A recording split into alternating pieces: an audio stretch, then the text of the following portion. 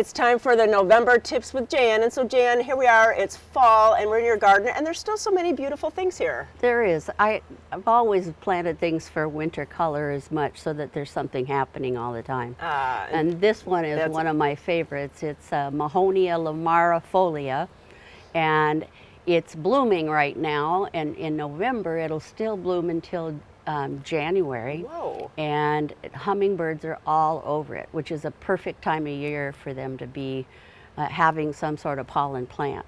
It is nice. It kind of substitutes in case you don't get your feeder right, filled, exactly. And so it's nice to have something natural. And then it will have blueberries on it later, and then the birds are all over it in the spring. And then what else should we be doing this time of year?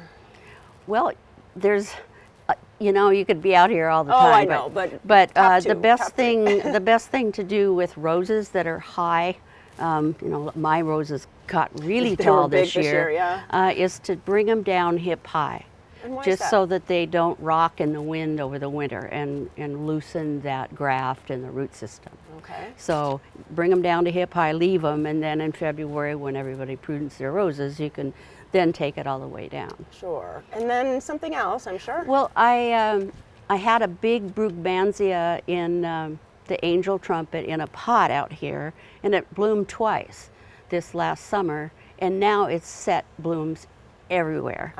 And I just didn't have the heart to leave it out and have those blooms drop, so I managed to get it in the greenhouse. And you want to come and see it? Yeah. Well, I think it's a great idea you brought it in here. Yeah, look, these are all ready to pop. Look at them. There's so many. Yes, and I just couldn't let it freeze outside. Oh, so that's gonna be fun to watch. Yeah, it is. And then after that, I'll still leave it in here, and it'll winter over better. I have a heater going in here at a very low temperature to try to keep everything else going, and I also have a little fan. The best thing is to make sure you have good air circulation.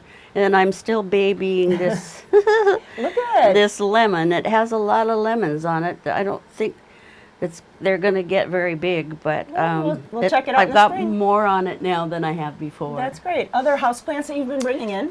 Right. Well, this one I'm purposely leaving in here where it's cold because, and it'll be fine. Because I don't want it to bloom yet, and it's obviously trying. But if I brought it in the house and warmed it up, it would pop. Yeah. And I thought I'd wait until it was closer to Thanksgiving to bring it in the house. So it'll be a Thanksgiving cactus, well, and maybe you'll get another Christmas cactus. Right. And then what I do before I bring things in is I clean out the top inch or so of soil, put new soil in so that there's no insects or anything that are there. And any houseplants that you bring in at this time of year, may be shocked and start to lose a few leaves. Don't worry about it, it'll be fine. And the last thing is dahlias. If you want to leave your dahlias in the ground, make sure you cut the stems all the way down because they're hollow in the center, and get enough mulch over the top that the rain from the winter doesn't go down and rot the tuber. That's a great idea. So you're insulating it too. Right. Oh, that's perfect. You know, we've had such a great year with Jan. She gives us so much information every month. If you want to go back and watch those again, you can go to the Garden Time website or go to the OSU website. There's tons of information there too. Jan, thanks so much for everything all year. Appreciate it.